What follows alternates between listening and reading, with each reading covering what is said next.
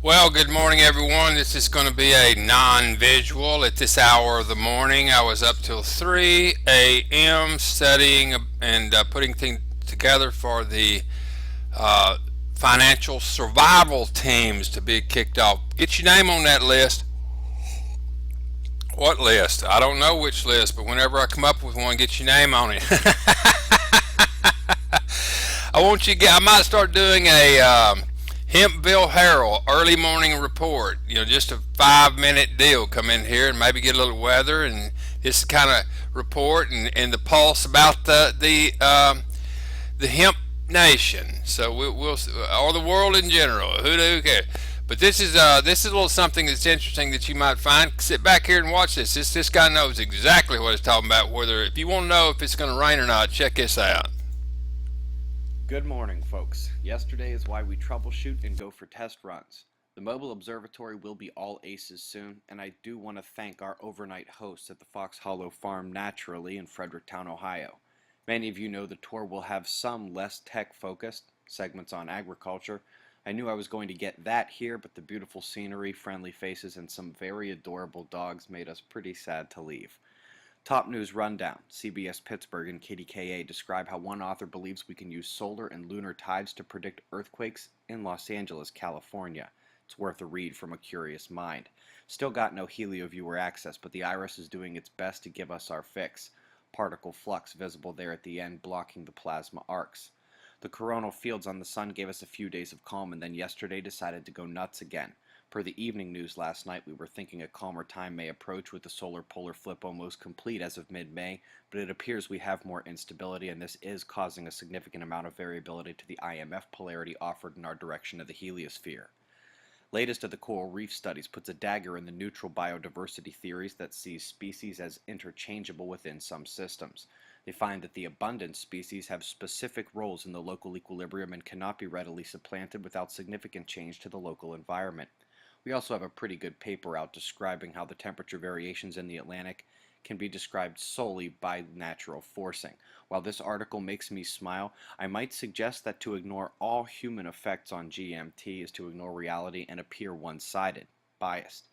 So we know that the coronal hole ramped the earthquake condition index after days of being in the C range. Volcanic activity slides in with an eruption at the Pavlov volcano and a magnitude 6 tremor that shook Mexico.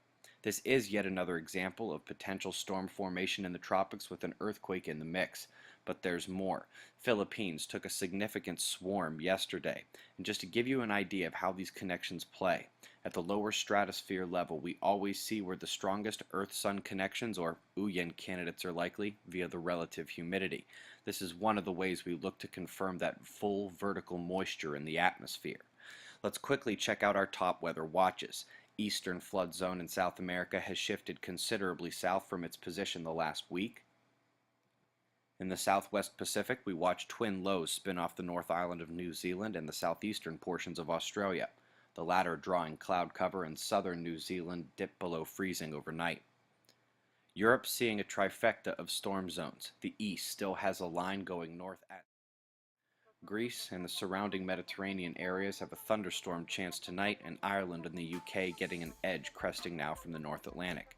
In the US, the story is the same. It's a lot of heat and moisture heading north and will make for the bad storms again, with lesser events splitting up as they head north across into Canada. Earth is magnetically connected to our star down south. It appears grainy and unclear here to denote that it is on the backside of the sun rather than on the Earth-facing side. The solar flaring is coming back very slowly. We do expect this with some larger sunspots coming onto the disk here. We'll go delta hunting in tonight's evening news. That coronal hole that elevated the current earthquake index has a northern extension on the backside of it as well. We can't yet see it. It's by the huge filament, still on the right side of the power chart at ISPA, but it seems stronger than this first one that's coming through now. Solar winds spent the last 24 hours calming, but some minor variability this morning. Nothing major, and our shields are just fine. Something to note, a couple minor CMEs entered the geoeffective coronal hole stream ahead of the current opening and may bolster the leading density shock of the coming stream of particles. Lastly, folks, The closing of yesterday's Fly on the Wall was so much fun.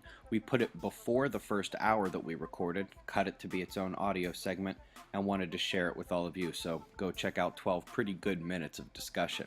Shots of our star to close, eyes open, no fear, at 6:40 a.m. Eastern Time, and that's the news. Be safe, everyone.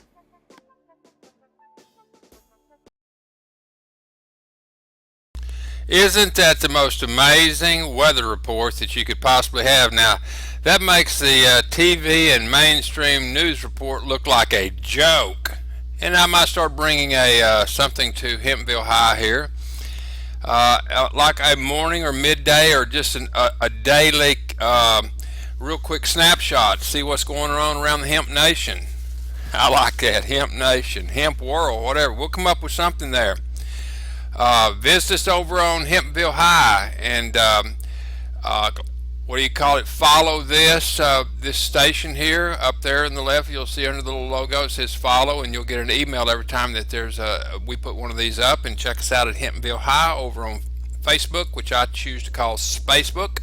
And see y'all there. Go up and roll you up a fat one. Enjoy your Sunday, and we'll see you on Monday. Jedi 1, Randy, we gone.